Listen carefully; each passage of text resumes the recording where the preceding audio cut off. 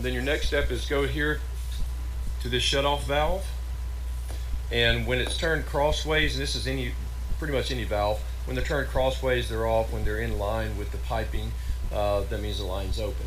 So what we're going to do is going to turn this on, and what we're going to do is we're going to listen for the sound of gas. We may hear a small sound initially as the gas goes through the pipes, but that should pretty much be it. Let's go ahead and turn it on.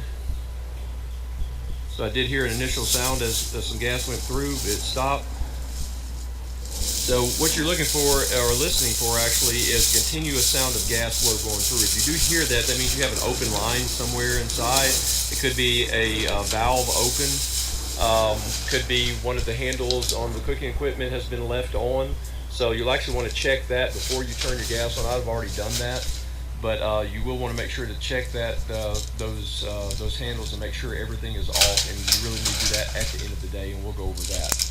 So again, I don't hear any gas coming through, and you also want to, be on the lookout for a smell of gas. You shouldn't have an abundance of smell of that sulfur smell that gas tends to put out, especially when you get inside of the trailer itself.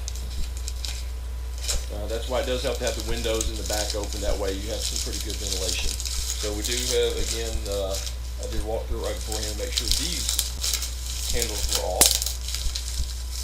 So if you come inside and you smell gas inside, immediately go back outside, turn the gas back off, call a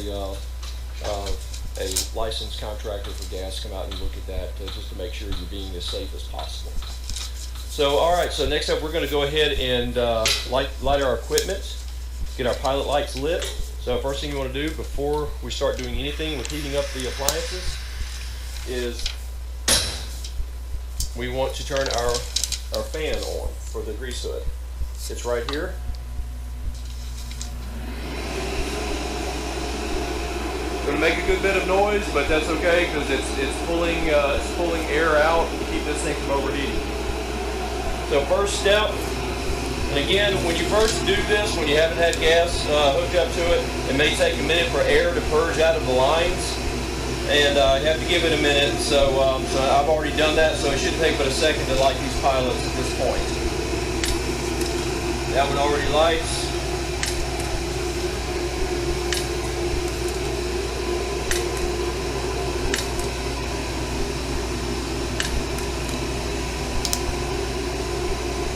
All of my pilots are lit.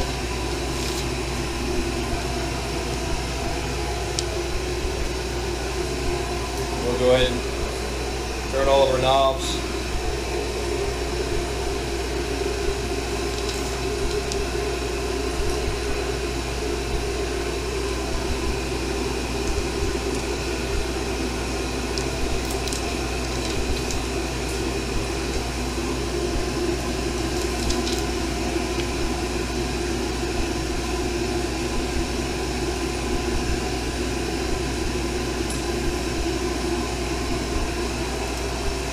There you go. And when you're in the cooking mode, when you turn them off, obviously just leave your pilots lit as long as that fan's still on.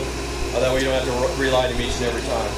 We'll go ahead and for the oven portion, to light it, here is the little access panel for it.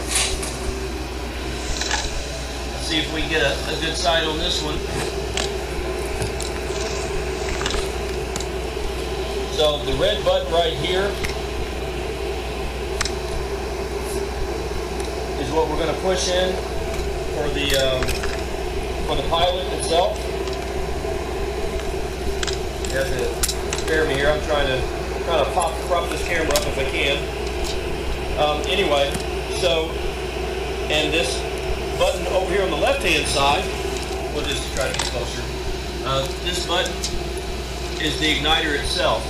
So what you want to do is hold this button in, let some gas purge through the line, and then I'm not going to be able to reach it, so I'm going to have to put the camera down. I'll see if I can angle it maybe where you can see it.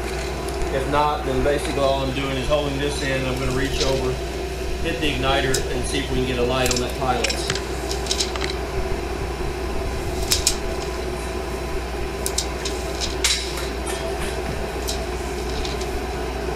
Alright, so see right there, the pilot is lit.